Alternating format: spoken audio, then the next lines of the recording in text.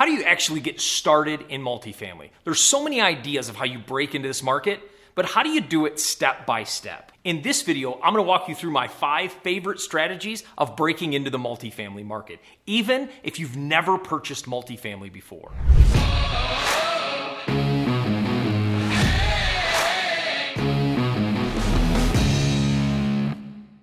I'm going to talk to you about the thing that sabotages most investors from ever getting started. I'm also going to walk you through what kind of property should you start off with right from the get-go. And then I'm going to help you pick a market. What market should you go to? I don't know if you've noticed, but the globe is a big place. Where do you start when you're investing in multifamily real estate?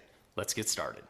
The first strategy when you're busting into multifamily real estate is you've got to shift and expand that mindset. And I know this sounds trite. Everybody wants to talk about mindset and talk about how your mind is going to change your reality. But let me tell you, I used to be what I call a tactic junkie, meaning every event I go to, I didn't want to hear about mindset. I just wanted people to tell me what to do and I would go implement it. And I will say this, I was a master implementer, meaning you told me to do something, I would go do it. But what I quickly realized was other people weren't implementing as much as I was, but they were seeing greater results. So I started asking myself, if we're doing the same thing and yet they're seeing greater results, why is that?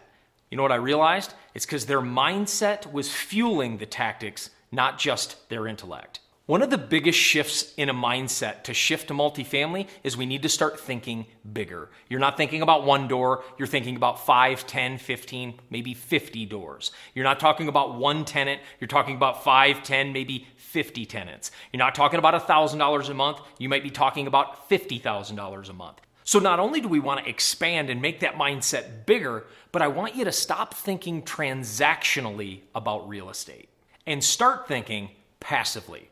Transactionally means I only make money when a transaction happens. When I'm wholesaling a property, I only make money when I find a buyer, I find a seller, and I make the connection. If I'm fixing and flipping properties, I only make money when that property sells and I get my money at the end. I want you to stop thinking transactionally, start thinking passively. Passively means this. Every single month, whether you're at that property or not, you generate revenue.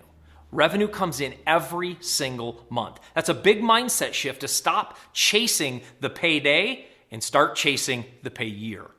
The second tip is to make sure you pick a mentor.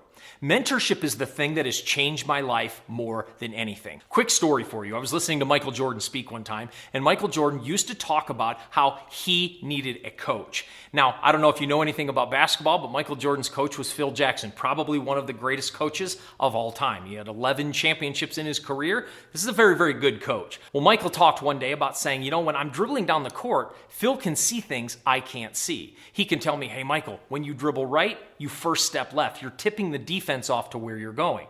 Now, Michael Jordan said, do you think I could beat Phil Jackson one-on-one? Yeah, Phil was like 60 at the time. I'm guessing the greatest basketball player possibly of all time could have taken him one-on-one. But he said, but it's not about that. I need a coach to see what I cannot see. Now, here's the greatest athlete possibly of all time, certainly one of the greatest basketball players of all time, saying, I need a coach. When I heard that, I'm saying, well, if Michael Jordan needs a coach, Mike Fritz probably needs a coach. And I'm telling you, picking a mentor and choosing a coach is one of the most important things you can do for your real estate business and your life. We talk about changing mindset. One of the powerful ways to do that is to pick a mentor that can truly help you walk through the process. And when picking a mentor, I want you to think about an execution coach. What that means is picking a coach that actually knows what to do. When you can't find deals, what do? When you're trying to raise private capital and you can't find and you've run out of your investor list, what do? A coach will help you work through that. And that's why I want to see you pick a mentor. If you're going to shift that mindset, you got to make sure you have a mentor that can guide you through the process. Now, the third strategy for getting started in multifamily real estate is you've got to pick the right market. Now, you can fix and flip in pretty much any market. You just have to buy lower than you sell for. Pretty easy, right? You can wholesale in any market. You buy a project, find somebody who wants to buy it, pretty easy. But when you're buying multifamily real estate, the market is incredibly important because you are banking on that property increasing in value by raising the rents. Well, if you're in a market where you can't do that, you're not going to see the value upswing you thought at the beginning.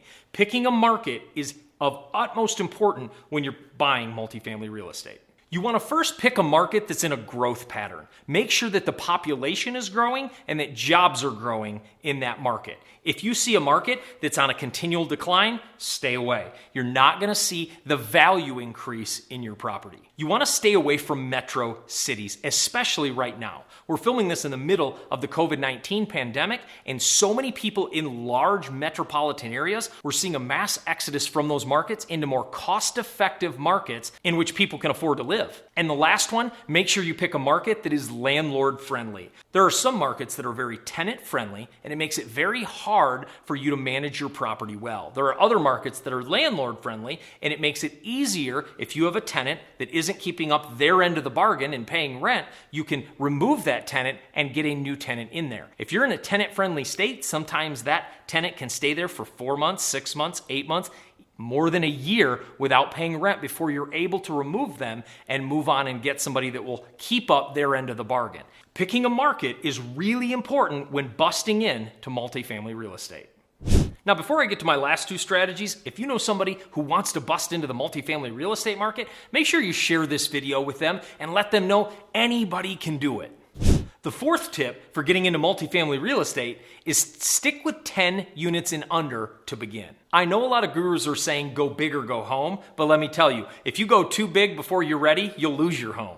And I want to make sure that you continue to do it well, do it right, and build it sustainably so you can see the wealth multifamily offers. The other thing, working with a little bit smaller projects due to start, it gives you the ability to build your team and to just build the muscles of collecting rent, filling units, repairing units, working with contractors, working with property managers, with lenders, understanding the market in which you're investing in even further. Starting with 10 units and under allow you to grow with your portfolio rather than buying a portfolio that's ahead of your skill set. I want to make sure you get into multifamily real estate and build it sustainably. And my last strategy, maybe the most important, is to learn the underwriting process. The underwriting process is taking the income and the expenses and figuring out what your return on investment is going to be. Especially if you're going to partner with investors, they want to know what their return is going to be. And you're the one that's going to underwrite that property and make sure they know it's a worthy investment to move forward with. But when underwriting, you want to make sure you underwrite like a pessimist. Yes, you heard me say that right.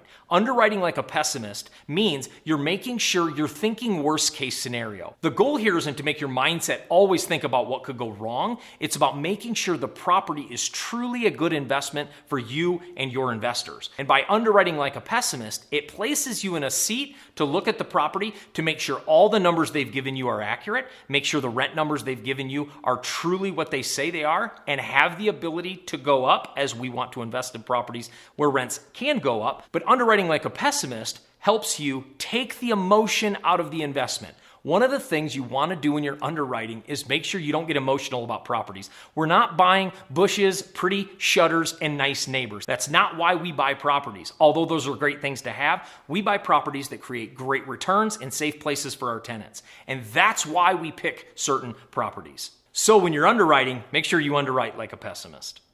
One of the most valuable things you can have when you're underwriting properties is a great tool, and I've created one for you. Click the link in the description and you can snag a copy of our deal analyzer so you can start analyzing deals like a pro.